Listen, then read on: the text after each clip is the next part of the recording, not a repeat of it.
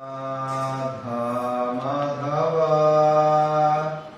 कुंज विहारी जय राधा माधव कुंज विहारी जय राधा माधव कुंज विहारी जय राधा माधव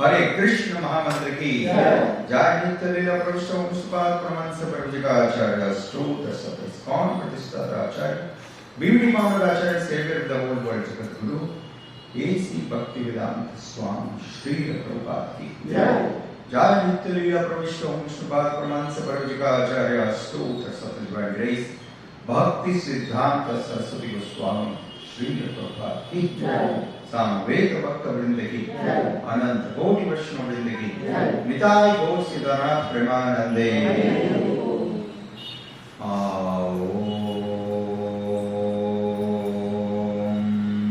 नमो भगवते वासुदेवाय।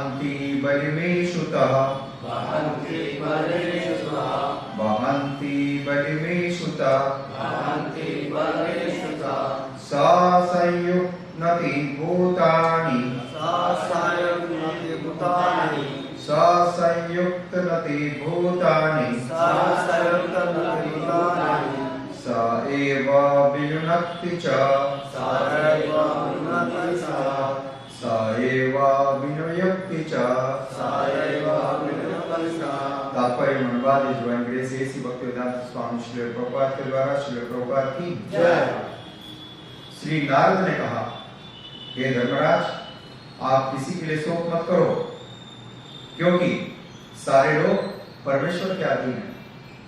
अतएव सारे जीव तथा उनके नेता लोकपाल अपनी रक्षा के लिए पूजा करते हैं। वे ही सबको पास पास लाते हैं और वे ही विलप करते हैं। तात्पर्य, प्रत्येक जीव चाहे वह इस जगत का हो या आध्यात्मिक जगत में परमेश्वर के अधीन है। इस ब्रह्मांड के नायक ब्रह्मा जी से लेकर के एक शुद्ध चींटी तक सभी परमेश्वर की आज्ञा का पालन करने वाले हैं। इस प्रकार जीव की स्वाभाविक स्थिति भगवान के अधीन रहने की है। मूर्ख जीव विशेषतया मनुष्य झूठे ही परमेश्वर के नियम के विरुद्ध विद्रोह करता है और इस प्रकार से असुर या नियम भंग करने वाले के रूप में प्रताड़ित किया जाता है। कोई भी जीव परमेश्वर की आज्ञा से किसी विशेष स्थिति को प्राप्त होता है और वह परमेश्वर या उनके अधिकृत दूत के आदेश के द्वारा ही किसी अन्य पद पर बैठाया जाता है। ब्रह्मा, शिव, इंद्र, चंद्र, महाराज युधिष्ठिर या आधुनिक इतिहास के नेपोलियन, अकबर, सिकंदर, गांधी, सुभाष तथा नेहरू सभी भगवान के दास हैं और परमेश्वर की परम इच्छा से अपने स्वार्थों पर अपने स्थानों पर बिठाए तथा उनसे हटाए जाते हैं। इनमें से कोई भी स्वतंत्र नहीं है। यद्यपि ऐसे लोगों को या नेता विद्रोह करके भगवान की श्रेष्ठता को मान्यता प्रदान नहीं करते, किंतु उसके लिए विभिन्न कष्टों द्वारा भौतिक संसार के और अधिक कठोर नियमों के अंतर्गत रखा जाता है। अतः जो मूर्ख व्यक्ति होगा वही कहता है कि ईश्वर नहीं है। महाराज युधिष्ठिर को इस कटु सत्य के प्रति आश्वस्त किया जा रहा था क्योंकि वे अपने चाचाओं तथा ताई के सहसा जाने वाले अत्यधिक व्याकुल थे। महाराज धृतराष्ट्र को यह स्थिति उनके पूर्व कर्मों के अनुसार प्राप्त हुई थी। वे भूतकाल में तमाम कष्ट भोग चुके थे और सुख पा चुके थे, लेकिन सौभाग्य से उन्हें विदुर जैसा छोटा भाई प्राप्त हुआ था और उन्होंने उनके उपदेश से मोक्ष प्राप्त करने के लिए इस संसार के सारे खातों को बंद करके ग्रह त्याग कर दिया था। सामान्यतः कोई किसी योजना से अपने सुख या दुख के प्रभाव को बदल नहीं सकता।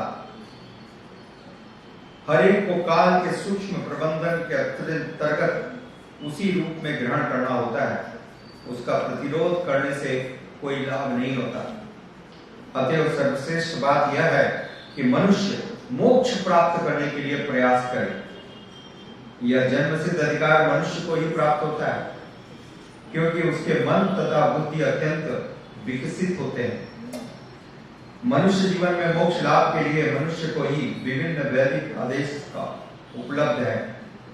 जो कोई उन्नत बुद्धि के कारण इस अवसर का उपयोग करते हैं वह बुद्धिमान है, अन्यथा वह अधम है जो इस जीवन में भविष्य में विभिन्न प्रकार के कष्ट मिलते हैं। यही तरीका है जिससे भगवान सबों पर नियंत्रण रखते हैं। मुकम करोति वाचालं पंगुं लंघयते गिरिं कृपातमहं वंदे श्री गुरु दीनकारणं परमहंसं। हरे कृष्ण। श्रील सुखदेव गोस्वामी जी बताते हैं, नारद मुनि कहते हैं विदुर महाराज को, विदुर महाराज का उदाहरण दिया उन्होंने और युधिष्ठिर महाराज से कहते हैं, युधिष्ठिर महाराज जो आपके ताऊ और ताई राज्य छोड़ के चले गए, उनके लिए आप विलाप ना करें, उनके लिए आप दुखी ना हो, क्योंकि सारे संसार में सभी का मिलना और अलग होना भगवान की स्वतंत्र इच्छा पर निर्भर करता है। Everyone is dependent on the divine will of the Supreme Lord in the union and in the separation. Shri Prahlad महाराज ने एक बहुत सुंदर उदाहरण बताया। श्रीमद् भागवतम में उस उदाहरण का वर्णन है। हम देखते हैं समुद्र में जल की लहरों का, समुद्र की लहरें, कई लहरें किनारे पर एक साथ आती हैं, किनारे से टकराती हैं और फिर अलग अलग चली जाती हैं। So many waves they come to the shore of the ocean and then they get drifted away. ऐसा होते रहता है। तो ये सारा जो कार्यक्रम चल रहा है, ये सब भगवान के नियंत्रण में चल रहा है। भगवान ने श्रीमद् भगवत गीता में बताया, मया दक्षेण प्रकृति, ये सारी प्रकृति मेरी अध्यक्षता में, मेरी देख रेख में, मेरे आदेश के अनुसार चल रही है। ये प्रकृति भगवान के आदेश के अनुसार चल रही है। ये सूर्य का उदय होना, सूर्य का अस्त होना, चंद्रमा का उदय होना, ये ऋतुओं का बदलना, बारिश और आंधी, ये सब भगवान के आदेश के द्वारा नियंत्रित होती है।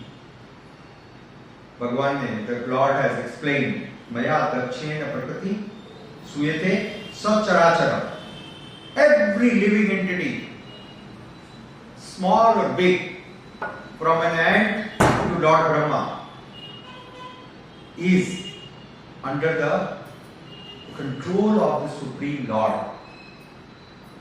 भगवान जो है परम नियंत्रक है सभी के, He is controlling. Bhagavad Gita में बताया, श्रीमद् भागवतम के 11वें स्कंद में कृष्ण कृपा मूर्ति श्रील एसी भक्तिवेदांत स्वामी प्रभुपाद जी बतलाते हैं कि किस प्रकार से भगवान ये नियंत्रित करते हैं। भगवान समय के द्वारा सबको नियंत्रित करते हैं। How? By his one potency called time. भगवान ने भगवत गीता में बताया, समय मैं हूं, दुर्जयों में समय मैं हूं। राइट? आप देखिए, सूर्य का उदय होना और अस्त होना निर्धारित है या नहीं है? पिछले 1000 वर्ष का इतिहास देख लीजिए, आने वाले 10,000 वर्षों का इतिहास देख लीजिए। आने वाले 10,000 वर्षों में सूर्य का उदय कब होगा, अस्त कब होगा, आज उसकी गणना मिल जाएगी। आज, टुडे फिक्स है ना? बतलाइए, कौन चीज इतनी फिक्स चल सकती है? इस संसार में आप देखते हो, अच्छी से अच्छी घड़ी भी गलत टाइम देती है, वो भी फिक्स नहीं। तो ये सब भगवान की अध्यक्षता में नियंत्रित होता है। समय के द्वारा भगवान सबका नियंत्रण करते हैं। हम लोगों का जीवन भी नियंत्रित है। हमारे जीवन के दिन भी, घंटे और मिनट भी नियंत्रित है। तो नारद मुनि जी युधिष्ठिर महाराज से स्पष्ट करते हैं, युधिष्ठिर महाराज आप विलाप न करें। जो विदुर महाराज चले गए और आपके चाचा धृतराष्ट्र और आपकी चाची गांधारी वो भी चली गई, तो ये भगवान के एक गणना के अनुसार हुआ है, भगवान के मत के, भगवान के सेंशन से हुआ है। इस सब के पीछे भगवान की इच्छा कार्य कर रही है। भगवान की दिव्य इच्छा को समझिए और आप दुख व्यक्त करना बंद करें। आगे श्रील प्रभुपाद जी बताते हैं, जो मूर्ख जीव हैं, कम बुद्धि के लोग हैं, वो भगवान के नियंत्रण को मानने से अवज्ञा करते हैं, स्वीकार नहीं करते हैं भगवान का नियंत्रण, या भगवान की सत्ता को चुनौती देते हैं। इसलिए ऐसे लोगों को कहते हैं, ऐसे जीवों को कहते हैं विद्रोह, rebellious. They are rebellious living entities. They challenge the Supreme Lord and His system. Shrimad Bhagavad Gita में बताया, भगवान श्री कृष्ण कहते हैं अल्पमेघसा। क्या बताते हैं? कम बुद्धि वाले, अल्पमेघसा, अल्पमेघसा, जिनकी बुद्धि कम है या नहीं है, ऐसे लोग भगवान की सत्ता को चुनौती देते हैं। They challenge the personality of the God. परंतु जो बुद्धिमान लोग हैं, वो भगवान की सत्ता को स्वीकार करते हैं। वे जानते हैं यही सत्य है, ये परम सत्य है। ये अंतर है बुद्धिमान में और कम बुद्धि के लोग या मूर्खों में।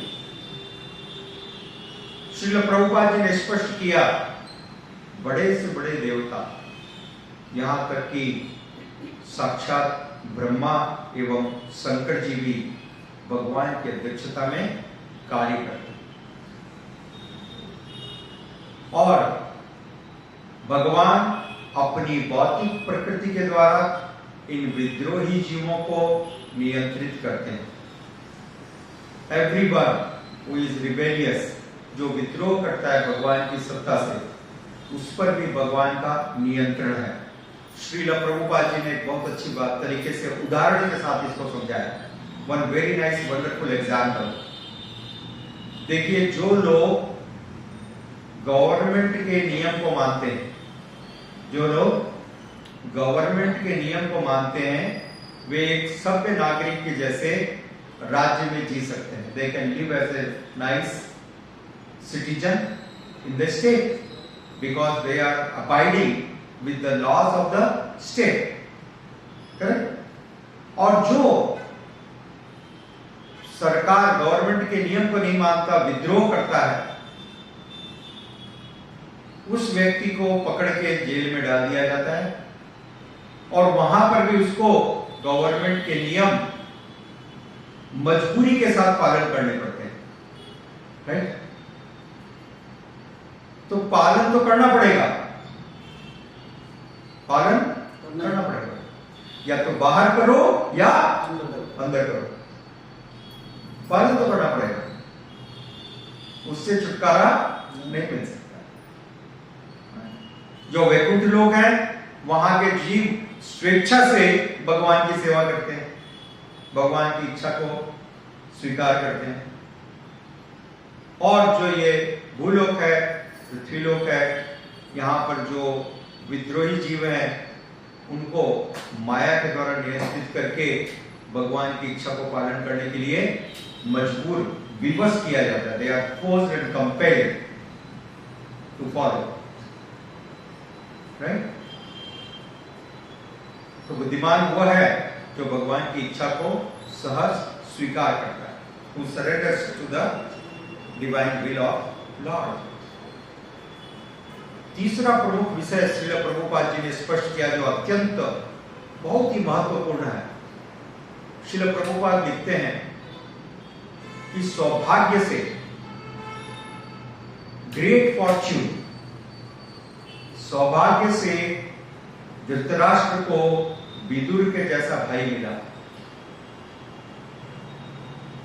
सौभाग्य से धृतराष्ट्र को विदुर के जैसा भाई मिला। आप कह सकते हैं इसमें सौभाग्य क्या बात है? धृतराष्ट्र तो राजा थे, धृतराष्ट्र के 100 पुत्र हैं, राइट? इतने पावरफुल, शक्ति संपन्न थे। और विदुर तो एक दासी पुत्र है। He is the son of a maid servant. He does not have a king. Actually, he was living on the mercy of his brother. He was being maintained. ठीक है? तो विदुर तो दुर्योधन की इच्छा पर, दुर्योधन की दया पर जी रहे थे। फिर श्रीमद् भागवतम में यह बताया गया कि धृतराष्ट्र अत्यंत सौभाग्यशाली हैं क्योंकि उनको विदुर के जैसा भाई मिला। इसका कारण क्या है? इसका कारण यह है कि विदुर एक महान भक्त हैं। भौतिक रूप से उनके पास संपत्ति नहीं है। He has nothing to possession. He is not a king. He is not a rich man. He is not a politically powerful person. But Vidur महाराज एक अत्यंत महान भक्त हैं।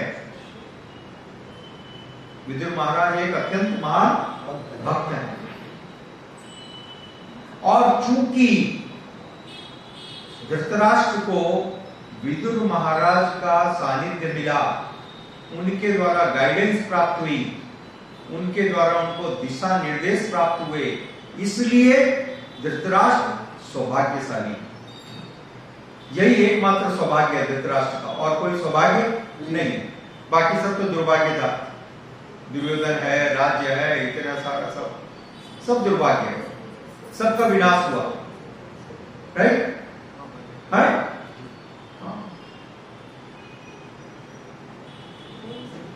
सबका विनाश हुआ।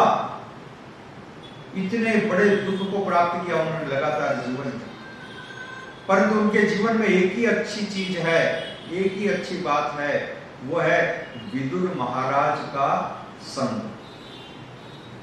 भगवान के भक्तों का संग ही सौभाग्य है। इस बात को याद रखिए। सौभाग्य क्या है? भगवान के भक्तों का संग। हाँ, ब्रह्मा जी कहते हैं वेदेश दुर्लभम दुर्लभम आत्मभक्तो, वेदेश दुर्लभम दुर्लभम आत्मभक्तो। ब्रह्मा जी कहते हैं भगवान, आपके जो समर्पित भक्त हैं वो दुर्लभ है, बाकी तो सारी चीज सुलभ है। धन कमाना कोई बड़ी बात नहीं है, संपत्ति प्राप्त करना कोई बड़ी बात नहीं, power and position okay, but वास्तविक सौभाग्य है भगवान के अनन्य भक्तों का संग प्राप्त करना। यह सौभाग्य, दिस इज फॉर्चून। और जो बुद्धिमान है वो इस बात को समझते हैं और इसका महत्व जानते हैं। देखिए, इसका महत्व यहां स्पष्ट मालूम पड़ जाता है कि धृतराष्ट्र का राज्य समाप्त हो गया, सारे पुत्र मारे गए, पूरी तरह से विफल हो गया। ऐसी परिस्थिति में जब वो दूसरों के आश्रय पे जी रहा है, उस भीम के आश्रय पे जी रहा है जिस भीम की हत्या के लिए उसने इतने सारे प्रयास किए, राइट? उस भीम की कृपा पे अब धृतराष्ट्र और गांधारी जी रहे थे। तो ऐसे व्यक्ति के जीवन में सौभाग्य की क्या बात है, परंतु उसके जीवन में बहुत बड़ा सौभाग्य हुआ।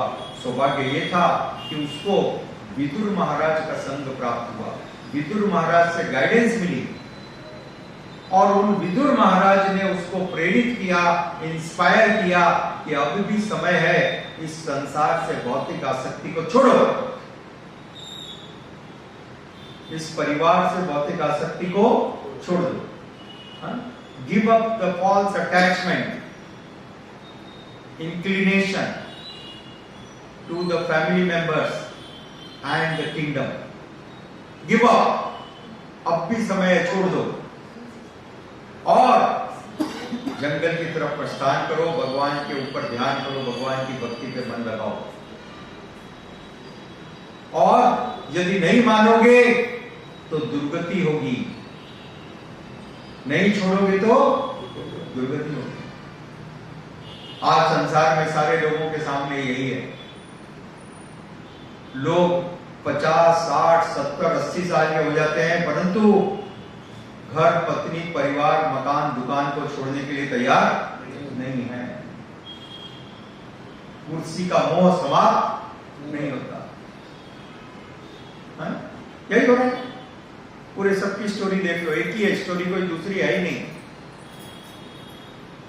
कोई भी छोड़ने के लिए तैयार नहीं। जब परिवार के लोग धक्का मारने लगते हैं, दुत्कारने लगते हैं, कोई ऊपरी तरह से धक्का मारता है, कोई अंदर से मारता है, मारते सब है, परंतु फिर भी बने रहते हैं, चिपके रहते हैं।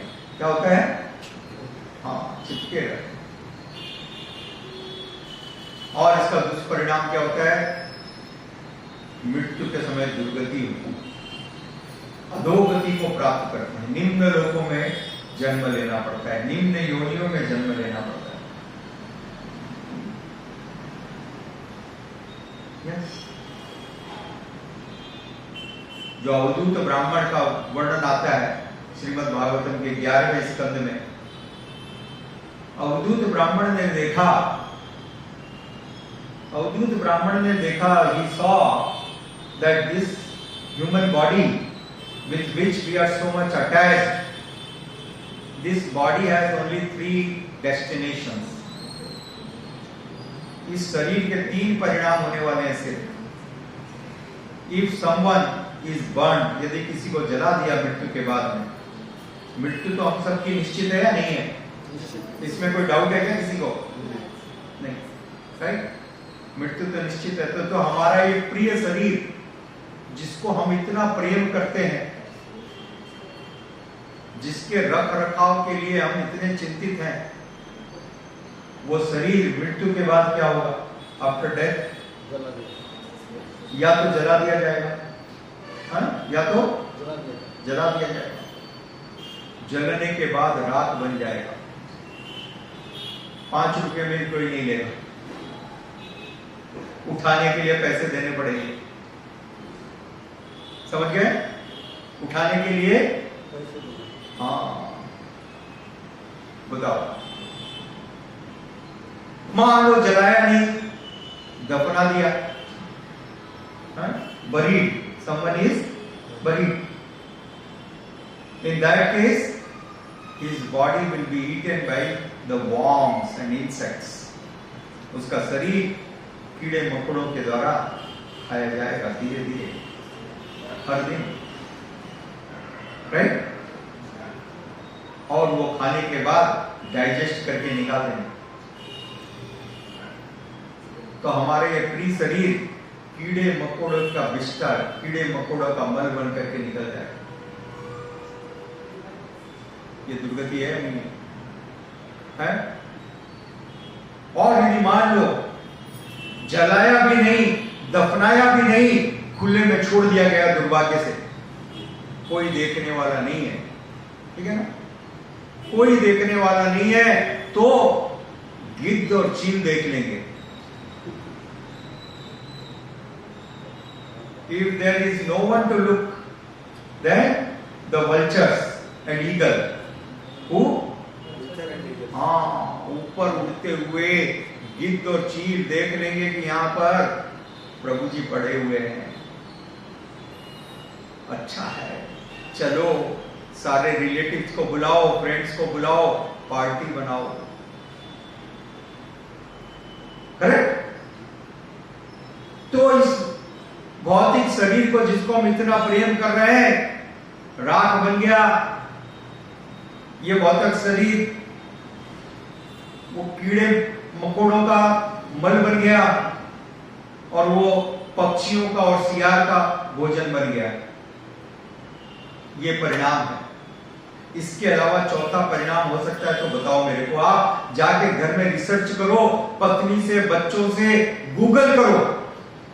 आपको मेरे से ज्यादा गूगल पे विश्वास है अभी, है ना? तो घर जाके गूगल करो कि क्या हो सकता है वो,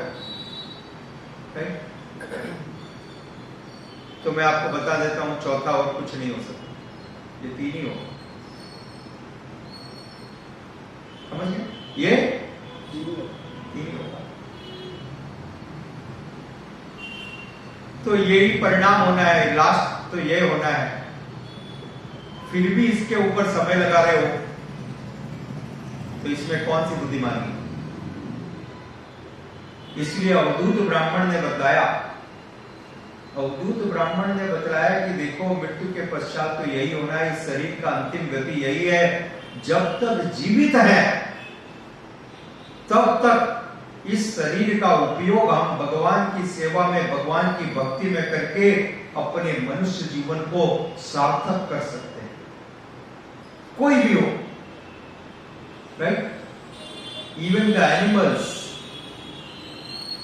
animals, they perfected their life by serving the Supreme Lord, right?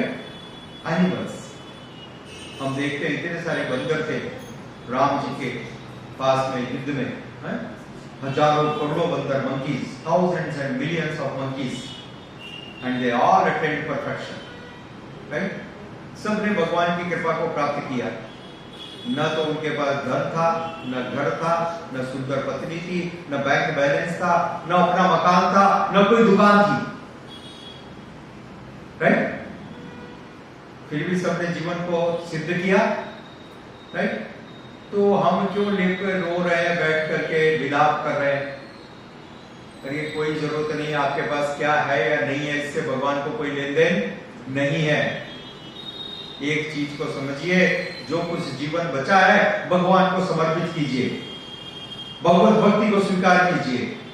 और श्री प्रभुपाद जी ने बताया सिर्फ 2 बातें, भगवान के दिव्य नामों का जप कीजिए, हरे कृष्णा कृष्णा कृष्णा हरे हरे, हरे राम राम राम हरे हरे। भगवान के भक्तों का संग कीजिए, उस भगवान के भक्तों के संग के द्वारा सारे सद्गुण, सारे सही आदतें, विचार हमारे जीवन में प्रवृत्त होंगे और हमारा मनुष्य जीवन सफल होगा। ठीक है। और विदुर महाराज के द्वारा इन उपदेशों को धृतराष्ट्र ने स्वीकार किया, जो धृतराष्ट्र जन्म से अंधे थे। इस बात को समझने का प्रयास कीजिए, जो धृतराष्ट्र जन्म से अंधे थे उन्होंने भी स्वीकार कर लिया। अब ये आंख वाले स्वीकार करने के लिए तैयार नहीं है। प्रॉब्लम यहां पर है? तो नहीं स्वीकार करेंगे तो ठीक है, भुगतिए, नहीं तो स्वीकार कर लीजिए, जीवन को सफल कीजिए। ये सौदा सबके लिए है, आपके लिए भी है। यदि आप चाहो तो स्वीकार करो, नहीं तो फिर या तो उधारो या सिधारो। क्या होगा? या तो सत्संग में पधारो, नहीं तो परलोक सिधारो। समझ गए? चुनाव सिर्फ 2 बातों का है, तो आपको जो पसंद है ले, कोई प्रॉब्लम नहीं। हरे कृष्णा। श्री प्रभुपाद की गौर प्रेमानंदे। हरि हरि बोल। यस प्रभु।